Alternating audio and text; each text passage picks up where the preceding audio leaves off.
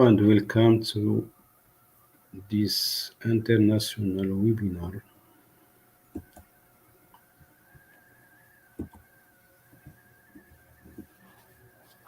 Teachers share a significant responsibility in preparing young people to lead successful and productive lives.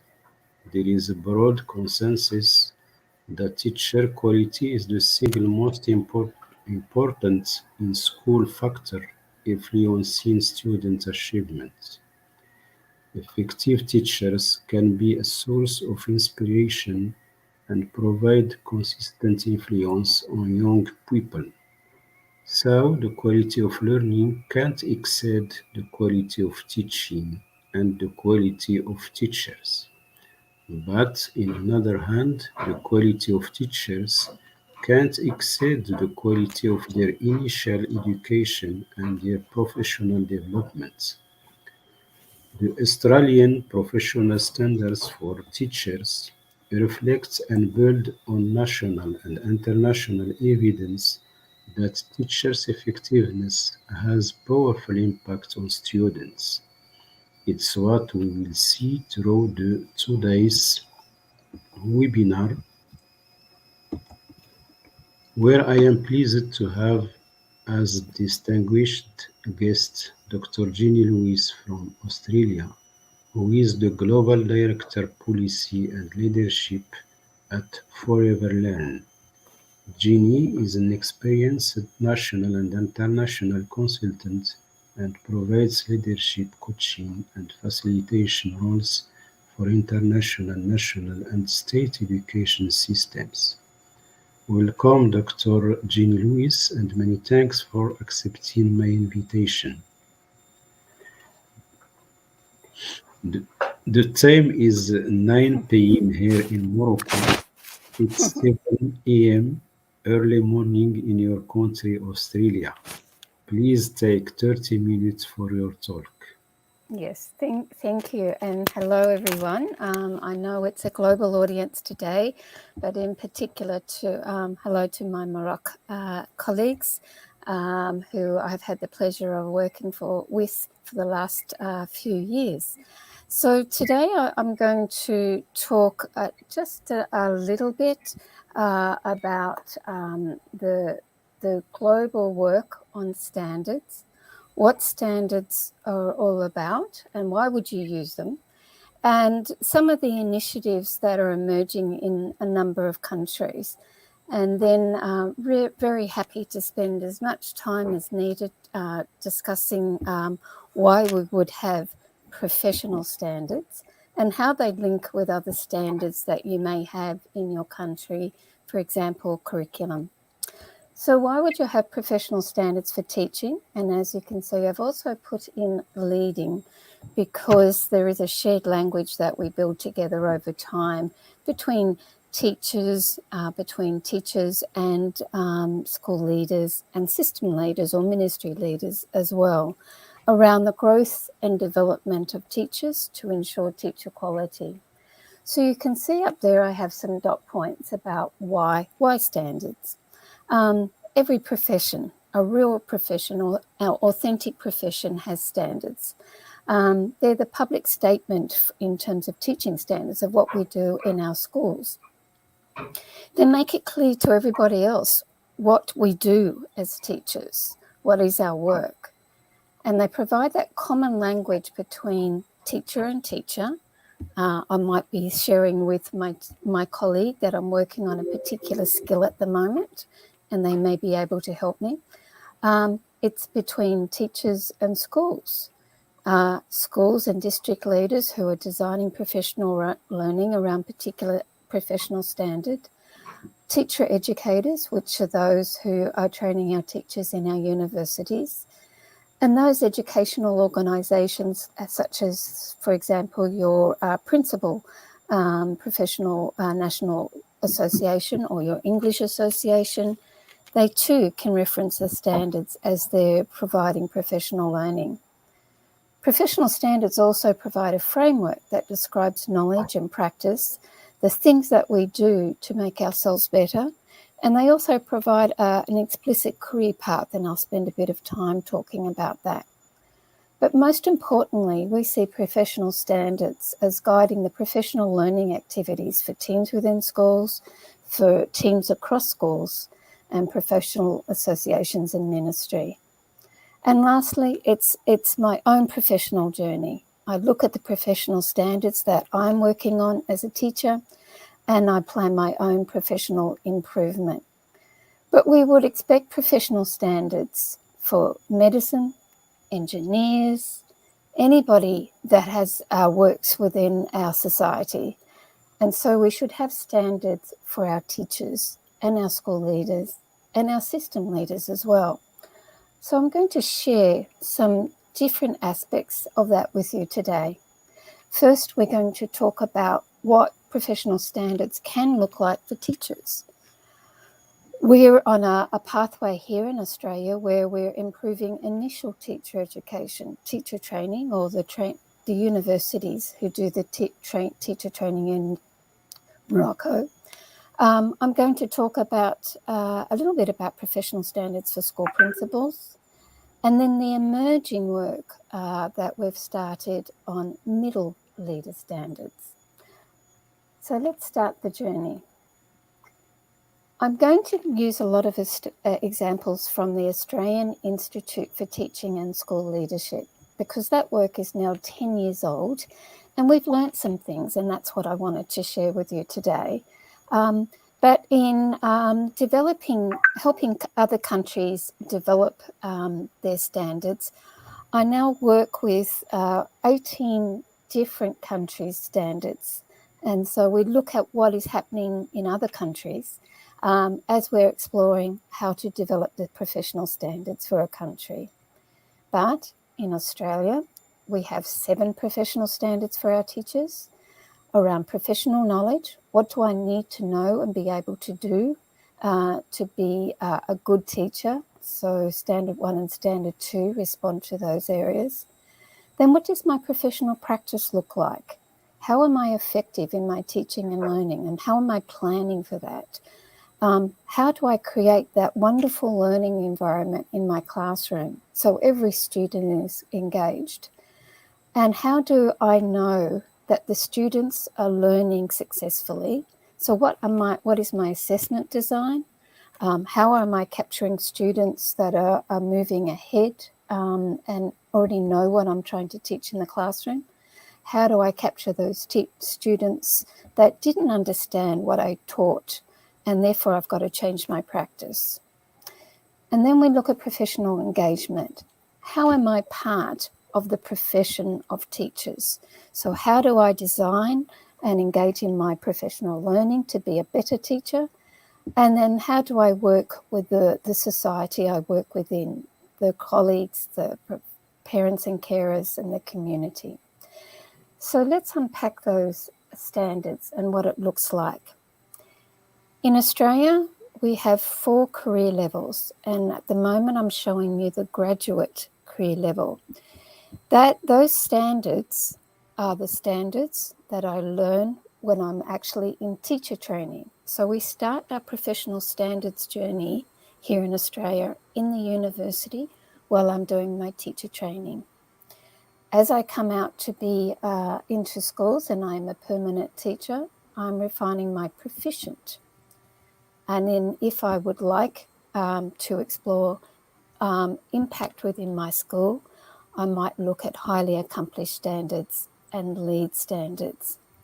So that's illustrated here. I'm looking at this particular professional standard, demonstrate knowledge and understanding of the physical, social and intellectual development and characteristics of students, and how these may affect their learning. I'm going to unpack that in a moment. But to make it a little bit more complex, I might be doing something with some adjustments at the proficient level. Or because I'm helping others improve their practice, I may be working at highly accomplished to help those that are proficient and those who are still working at the graduate level. And then we have what is called lead. Lead was always designed for teachers who choose to stay in the classroom. They may be in a middle leadership position, but they have chosen not to become an assistant principal or part of the school executive. They want to lead from the classroom.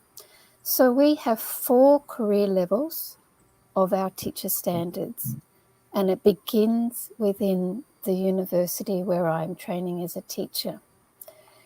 So for each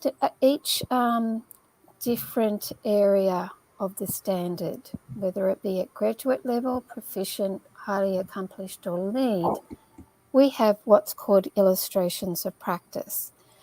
Because what I understand by this particular description may be very, very different to another teacher in the school, we provide what it looks like. So when we're describing this, we have different examples. So we might have some different webinars.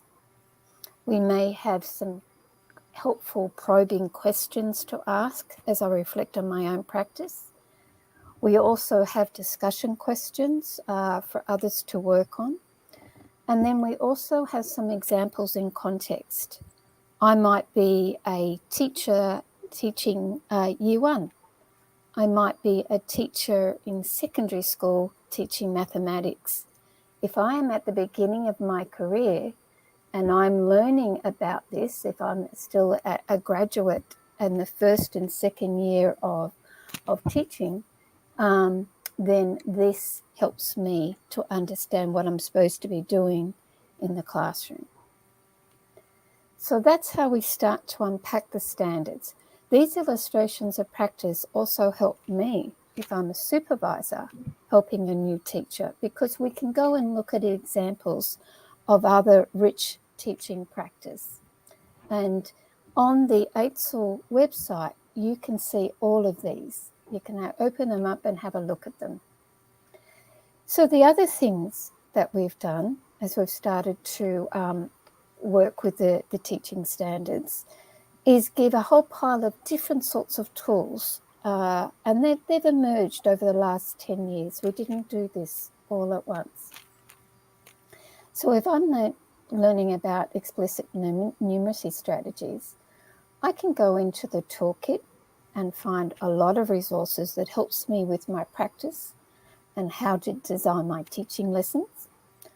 There's a self-assessment tool on an app, and that helps me map my standards that I'm working on and capture practice from the children to show my supervisor how I'm exploring that standard. All of this sits on the app and on different sorts of devices, whether it be a mobile phone, a cell phone, or a tablet or my computer. We also have collaborative sessions where teachers share ideas around a standard and the descriptor. We also have illustrations of practice that are the children showing how they're working through a particular piece of learning. And we also always feature teachers talking about their teaching practice. So there's a number of things we can do around the 7 standards, the 4 career stages, and the descriptions of practice as I'm exploring my teaching learning designs. In Australia, the graduate level and the proficient level are mandatory. Every teacher, whether you're a beginning teacher, a teacher that's been in the classroom for many years and working at highly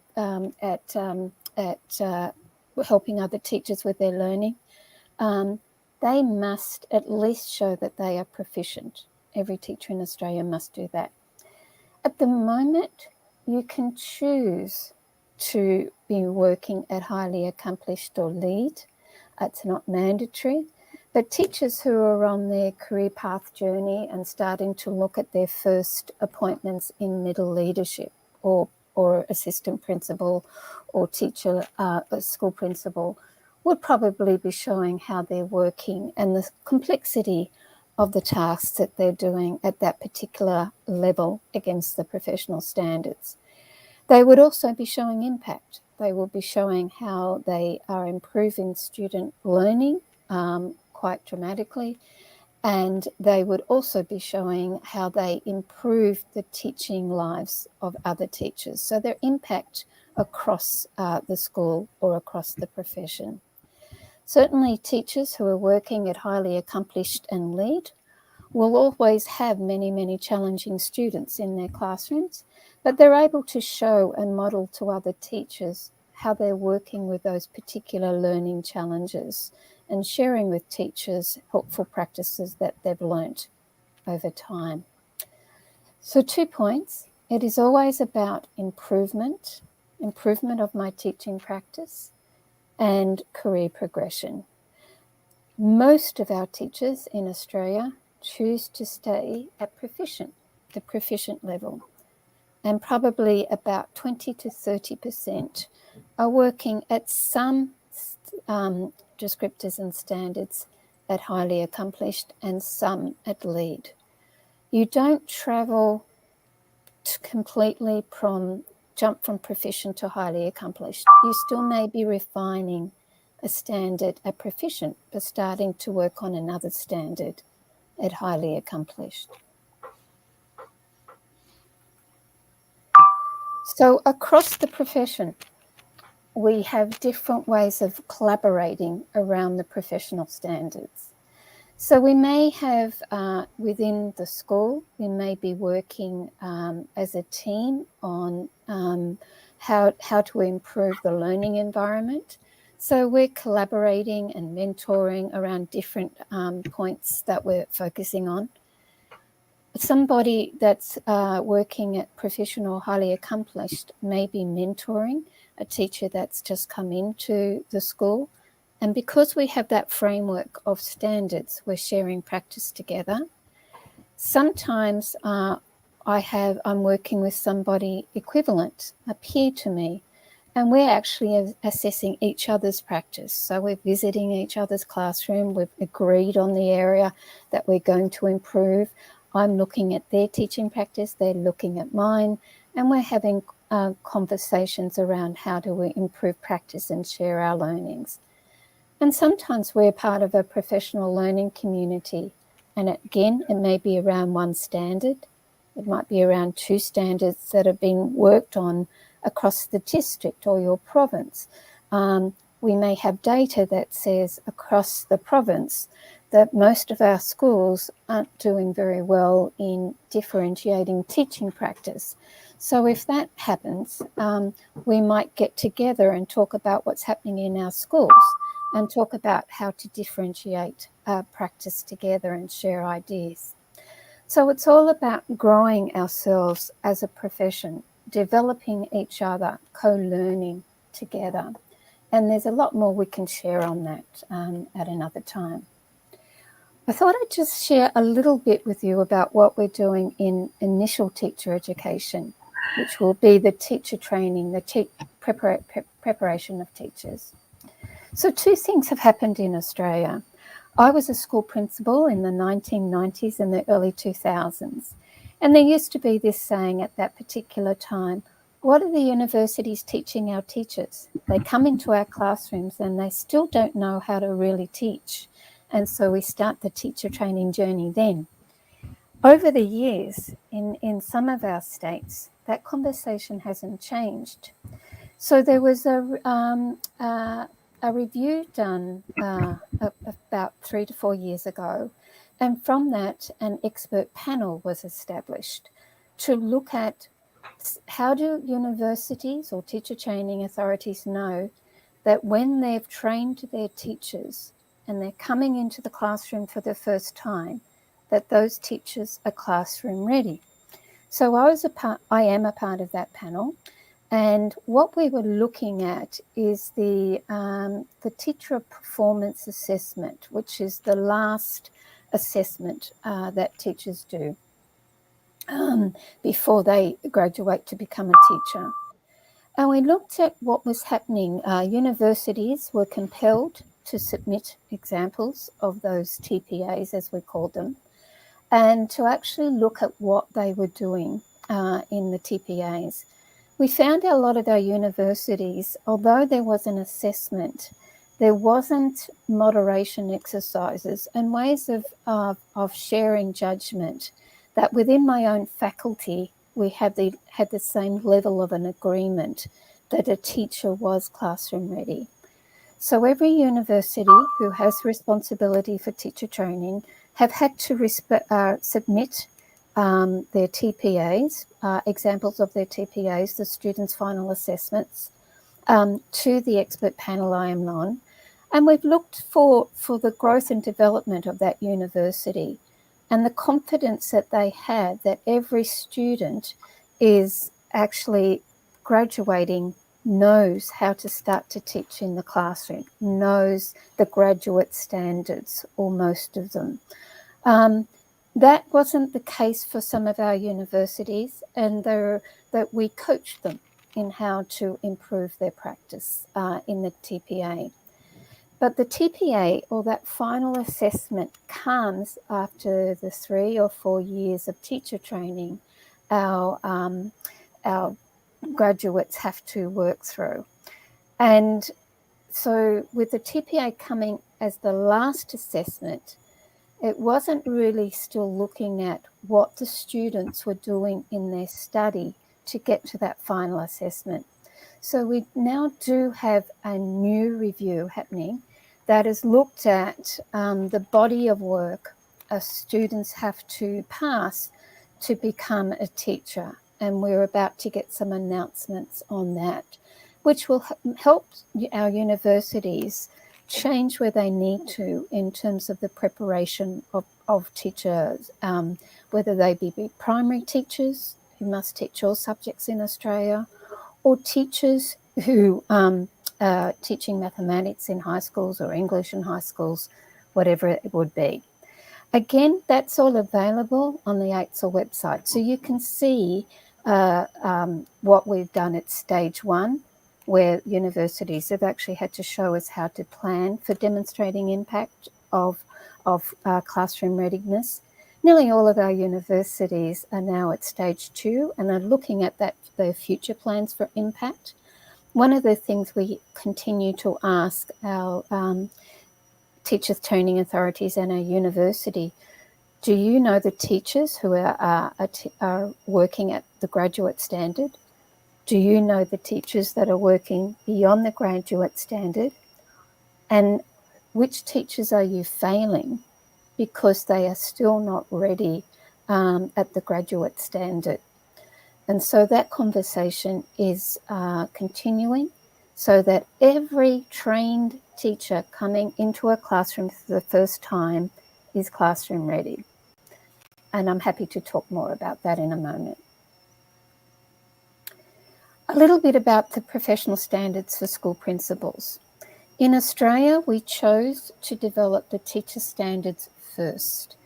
And that was a good thing because it helped our principals to understand what standards were and how to look for quality practice in their classrooms against each teacher. It gave the principals 2 to 3 years to understand what the standards could be in terms of professional development. And so about 3-4 years after we developed the teacher standards, we did develop the standard for principals. It still has a framework, and I'll share that in a moment, but we wanted our principals to be able to explore these professional practices, learning and teach. What does leading, teaching and learning look like in my school? How am I ensuring every teacher is making a difference in the classrooms that they're teaching in? How am I, as a school leader, a principal, developing myself, improving my practice as a principal, as well as the teachers in my school? How am I leading improvement, innovation and change? How am I managing my school well? And what areas do I need to improve in? And how am I engaging and working with the community? As we built those through, we were looking at how principals were impacting high quality learning and teaching and schooling, and what that looked like. What do the students look like in their schools when they're running a good school? And of course, we did that in terms of the leadership requirements of vision and values, knowledge and understanding, and skills. So we built a 360 tool, and so you'll see the 5 practices sitting down the side, and the leadership requirements across here. And so principals could come in and spotlight an area that they wanted to work on. And so what that looked like at an intersecting point meant that I could explore those areas. So for coaching and building capacity, it provided some imaging of what that might look like. So that 360 tool has been quite a helpful area, not only for individual learning and development. I can use this 360 tool just for me to improve my practice. Principals, we have found, have also used it with their aspiring leaders or their middle leadership teams, their senior leadership teams. And we have found that principals have established their own professional learning networks and worked through these professional qualities together and talked about areas to improve their practice. So again, I can share a little bit more about that with you, but that's a living part of our school development. However, and so, sorry, this is the framework, and I know it's dense, but you can get it straight off the website. So as I'm emerging into this, that's what it might look like for a beginning principal through to an experienced principal. It might. So it's just some extra descriptors for me to use in my practice. So for the principles, just to explain again, we have the standard. There is a 360 tool that they can use with others. And then there is that, that lens we look at about improving practice. But our conversation now has also moved to middle leadership, and that's where I wanted to have another conversation with you. We're finding that as we're starting to explore that area, I might just come back, that really some of this framework would help us grow middle leaders. So there's an emerging conversation in our profession that maybe it's time to improve our professional standard for principals. And actually, because that was written 7 to 8 years ago, what we do in our schools now is quite different to what we were doing 10 years ago as principals.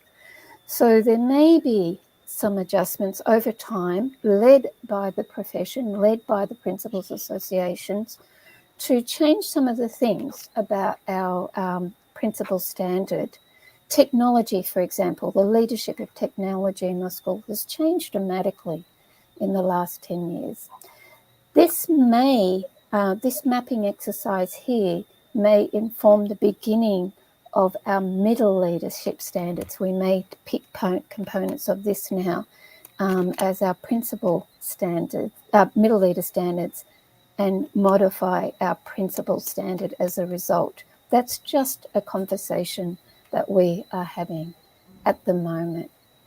So we've had a look at a little bit about the teacher standards, a little bit about how we're improving the graduate standard and what happens in initial teacher education.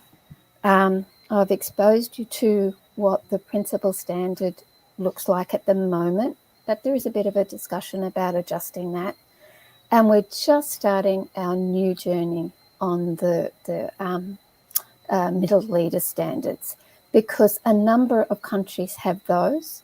And the other thing that a number of countries have that we do not have in the country is superintendent standards. So for those who help the principals, inspect the principals, do the evaluation of principals, they have already developed standards for superintendents as well. So I might pause there now and happy to take questions, go back and visit any slides that you would like me to go back to. So the floor is yours. Thank you so much for your excellent presentation, Dr. Louise, in which you told about the Australian professional standards for teachers as continuum of four career stages that provide benchmarks to recognize the career growth. My question is how do teachers are assessed to progress in their career? So in terms of the, if moving from graduate to proficient, I'll come back and show you a particular area here, this one. So when a teacher comes into a school, they are working at the graduate level. And along with their mentor, their supervisor in the school, they're starting to look at the areas in the proficient standards. The teachers need to be able to show demonstrations of practice. So they will have been thinking about, this is the standard I'm working on. This is how I can show it in the classroom through the work of my students. I can capture samples of work. I can show how I've programmed and planned for this particular standard in my classroom teaching. I am also looking at videoing some children in my classroom, and that might be the area I'm looking at. So my supervisor would look at that with me. We would talk about how I've improved my practice, what my targets were. I'm looking at, they've looked at the exhibitions from the students' work that have changed because of my work.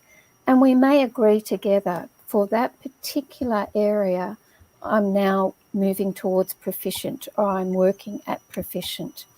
So it is a shared judgment between me and my supervisor.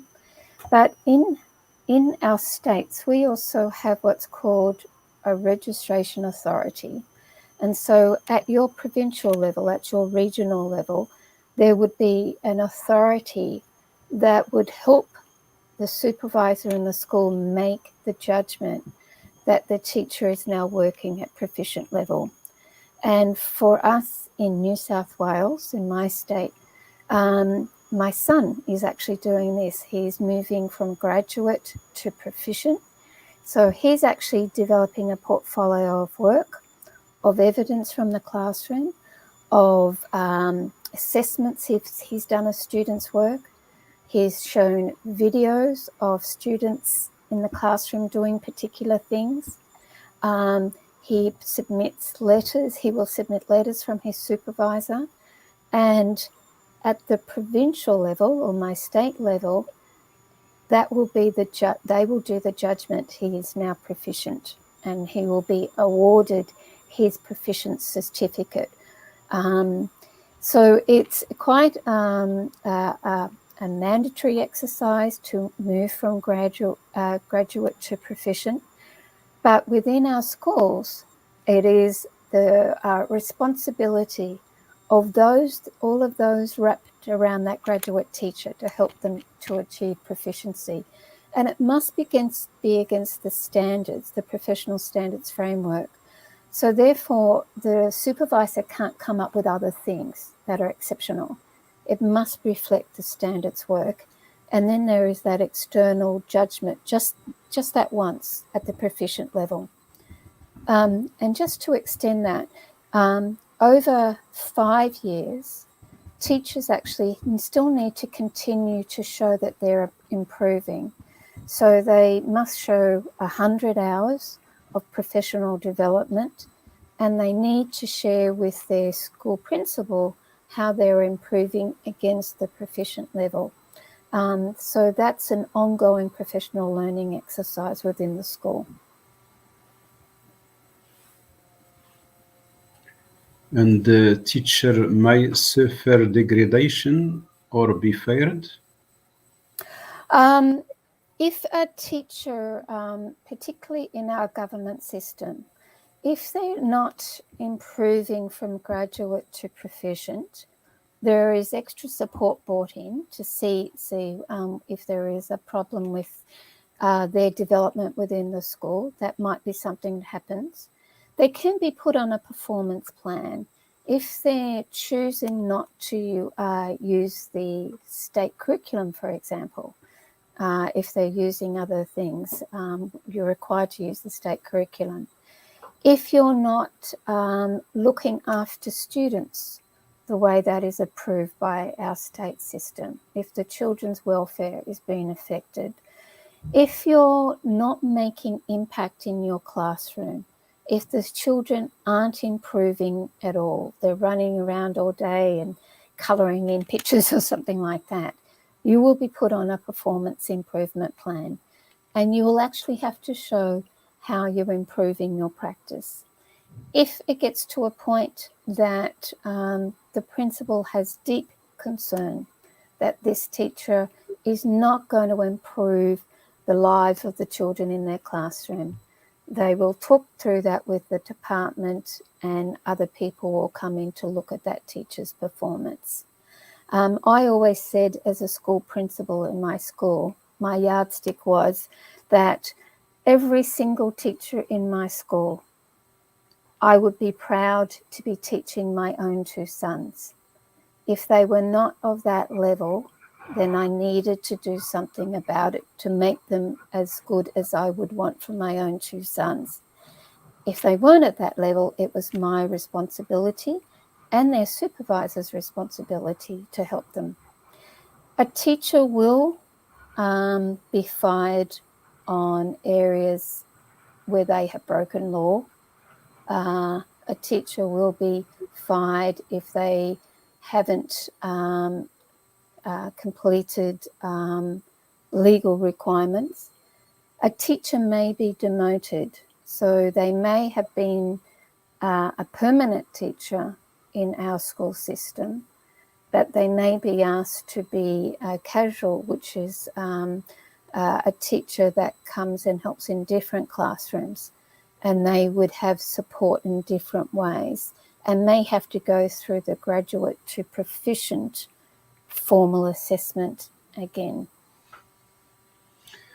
Can you tell us more details about the initial education, in particular the number of years, the role of Mm-hmm. university, the Mm-hmm. recruitment condition in terms of skills required, and the age of the candidates? Yes. So if I forget something, you'll come back and ask me. Um, most of our degrees are 4 years.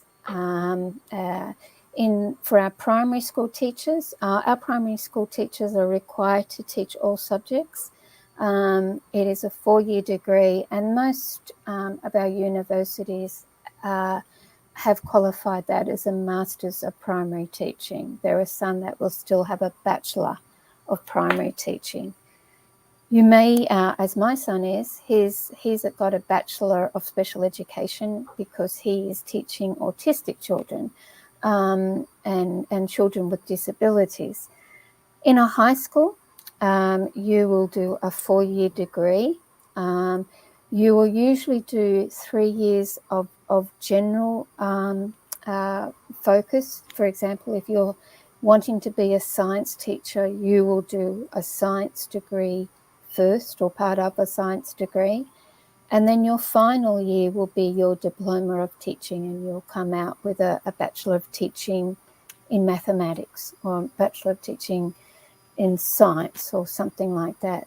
All of our degrees are 4 years. Some of them are called a bachelor's, some of them are called a master's. And you must do a specified amount of hours in schools. So, for example, for my son, from the first year, he was doing teacher training, and this is quite typical. He was also going into schools and learning about how a school works. By his second year, he was teaching one lesson or two lessons in the schools he was in, and building up to whole days of practice. So he might be in a school for 4 weeks, 4 times a year or something like that. There is a bit of a change happening, and I'll just introduce that because it's a different topic, but it helps to understand here. That in another state where I've just done a review, they have developed teacher academies, and say 15 to 20 schools may be the support structure around a university. So a university will have their graduates teaching in those schools, and they would be visiting those schools from their first year of teacher training through to their 4th year. There is a bit of a discussion of flipping how much time you spend in the university to how much time you spend in the school. And what they've started to look at is that teachers really don't know what a school's like until they're immersed in it. So particularly in this state, and particularly in their 3rd and 4th year of teacher training, they are spending much more time in the school practicing what they've been learning at the university.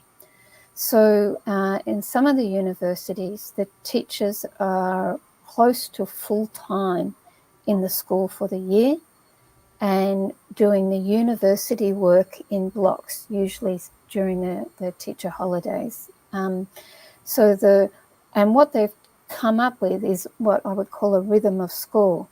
So the curriculum and the assessments that the university design before the teacher goes into term 1 of teaching are about how to set up a class, how to establish school rules, what is the best wellbeing programs around, how do you assess and get your groups ready for the year in mathematics and English and things like that. So the students would have an assessment to do from the university while they're practicing it in the school. Then the next time, the next block that they're back in the universities, it's setting up for the next term. So they're learning the rhythm of school, what happens in first term, second term, third term, and fourth term. So there is a big discussion about more time in the school and less time in the university so that the students can translate research into practice quite quickly. Now, did I answer all of the questions then, or did I miss something? Yes. What are the differences between teacher initial education and principal's initial education?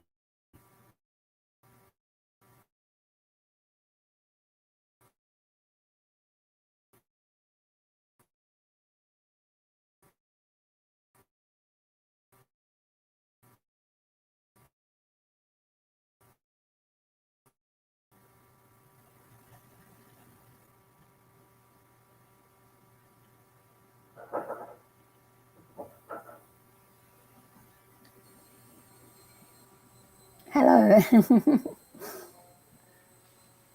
You, There was a dropout. do you hear me? I can hear you now. Yes. Yes.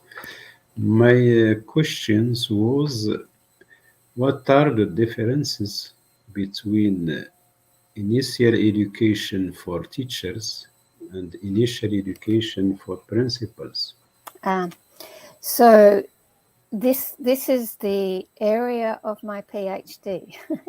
In Australia, principals don't have to do any preparation as such. They don't have to do a mandatory course as such. But what they do in Australia, many of them would have their masters and that would be mandatory in some of our systems. So in our states, we have the government system, the Catholic system, and the independent schools. And some of those require that their principals have a master's, in some of them a PhD, actually. But that doesn't help prepare you to be a school principal. So as an aspiring principal, I would have built a lot of evidence that shows how I am performing against the principal standard, and be building that course of work and driving my own professional development and attending seminars and getting research. I would be improving my practice all the time, as is my responsibility. But mostly in Australia, when a principal vacancy occurs, the district superintendent calls an interview panel, and applicants can apply, and they don't usually have to have passed any particular courses. But in that interview, they've had to submit a portfolio that shows what they know and are impacting in their classroom or in their school. And they actually have to answer a number of questions, and that interview would help highlight if they are the best principal for that work. In many other countries, and this is what I'm studying in my PhD, you actually have to do a minimum of 2 years of study, but it's around the principal's preparation. And a couple that I would spotlight in Slovenia. Slovenia has a principal preparation school that they call it. It's in the university. And if you are aspiring to be a principal, you would have to do that course, which is 1 year. And in that course, which is run by the university, you do a number of different courses and do a number of different modules and learn a number of different things. And you need to pass. You need to show to the ministry, the Slovenian ministry, that you are ready to become a principal, because that is funded by the state, by the country. In another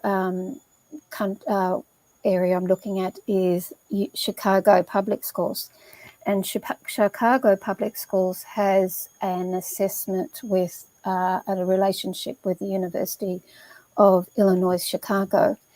And in that relationship, the Chicago Public Schools mayor have said, this is the standard we want our principals to be able to show. These are the things that we need of our principals in our schools, because they're high need schools. And so they've worked out a training program that actually leads to an EDD. It didn't mean to be that way, but the body of work the aspirant principals do means that over the 3 years, that's what they're learning about. But interesting, Chicago Public Schools pays for a year's residency of that aspirant to learn how to be a leader in a different school. They get paid to practice it in another school.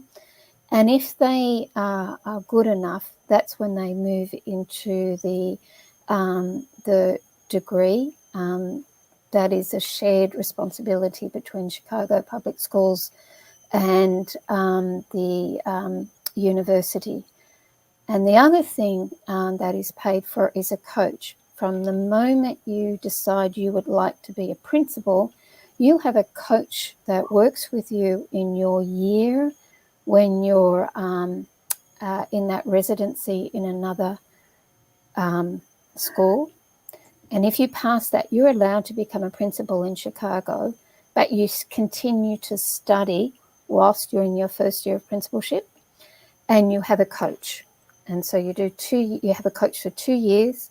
You complete your study and get your EDD whilst you are living what it is to be a principal.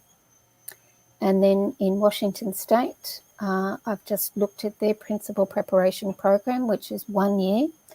And again, it involves a course of work that they need to do over 1 year, that they are actually being an intern in a leadership position in another school, and they have coaching. So that is why I'm studying this particular area, because it shows a particular quality and standard that we need in principals.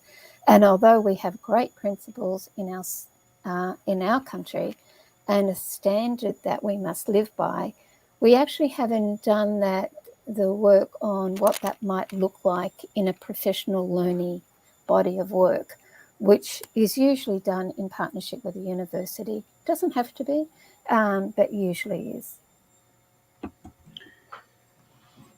In OECD in 2019, less than 5% of pre-primary teachers were men, compared to 18% at primary level and 40 at upper secondary level. Mm-hmm. Attracting male teachers to the profession is particularly difficult. How Yeah, to address this issue? yeah, yeah. Um, this links to your other question where you asked about age. So I might weave them together too. Um, it is a problem for us too, and it is a global problem. There are more women in primary teaching positions that stay in the classroom. It seems to be more men sometimes aspire to go into the leadership positions. But in the primary, that is balancing out. In high schools, there is still more men than women, but it has changed a lot over time. But you probably still see more male principals than female principals. So that was part of setting the standards, establishing the professional standards here in Australia, because it's more than managing the school. It's more than managing the budget. It's about developing a quality learning environment for the whole school, in terms of the principalship, but also in terms of teaching. So when we look at the global role of what a teacher does and the global role of what a principal does, and you make that explicit to everybody, you are making it very clear what the profession is about. And that has helped with gender equity in our system. The other part about that is the salary. And this continues to be a conversation in our country and in other countries as well, that what teachers are paid and the skill set they have, they can potentially find a job in another role that pays higher. So it's about making the profession a proud profession. And yes, I am a teacher, and I may not get paid as much as I would if I went into another job, but I'm a proud part of this proud profession that is growing the leaders of tomorrow. So that has been the conversation. It doesn't shift very much, but making it very clear what the profession is and what we do has been very, very important. The thing you asked about age has come into this. It's in many, many countries, it would be illegal to say the ceiling point for starting to train to be a teacher. So in Australia, New Zealand, many countries, England, Canada, you can retrain from what your other degree was to be a teacher at any age, actually. And what we're finding is that people that were in high-powered jobs have degrees in economics, science, human resource management, have done their time in the corporate world, as many of them have said, and they want to give back to the country. And many have chosen to take on and redo a teaching degree and to become a teacher in their 50s or 60s. And the quality of them is very high because they know the world. They know what's out there. They know the gap between where they need the students, where they currently are and where they've got to be. They can paint that picture of the world of work, particularly for our high school students. And they have expertise in particular vocational areas as well. So we have many who have decided to come into teaching later in life, mothers and fathers whose own children have all grown up and they've spent so much time in their local school, they know how to do a lot of the teaching practice anyway, and they choose to train or retrain as a teacher. If you have a particular degree, it may go towards your award of teaching, but as a minimum, you usually have to do 1 year of teacher training on top of the degree you have and to become a teacher.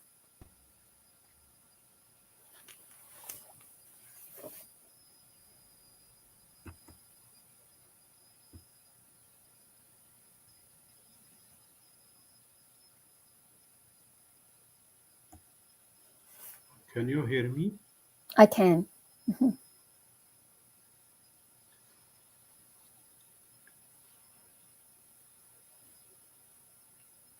My last question. Can you hear me, Dr. Jenny Yes, Luis? I can. I can.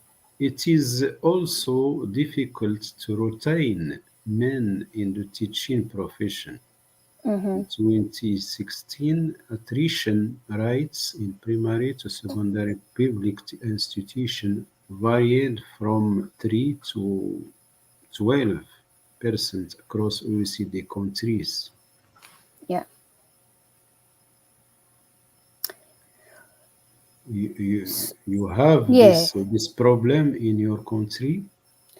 The Although we have that problem, I would say we have more of a problem that teachers may choose to leave after 5 years. And so this addressing of what happens in terms of engagement of the teacher in the classroom, in the school, is really, really, really important. I'm just going to keep going just in case you can all still hear me. For male teachers in particular, they might find that they need to attractively offer, they can find increased salary somewhere else.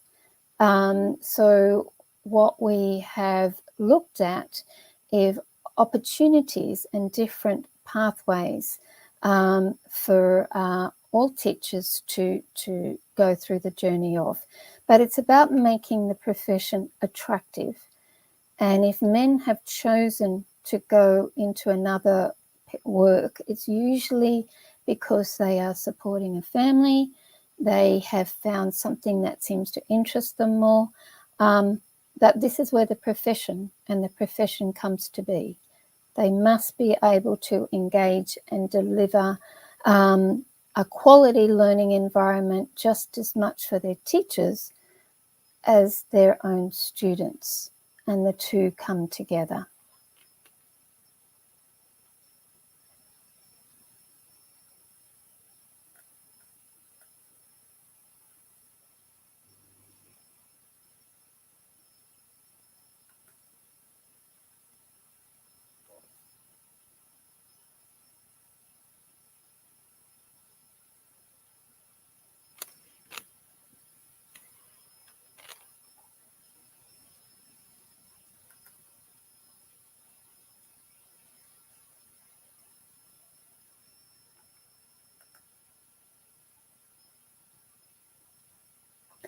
I don't know, we've lost our host. He doesn't seem to be able to come back. So with this bit going for 1 hour, I really, really do thank you for listening. I'm really, oh, he's back.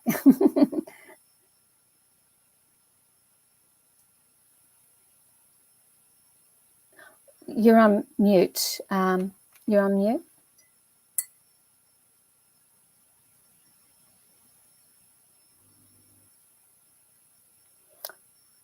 You're still on mute.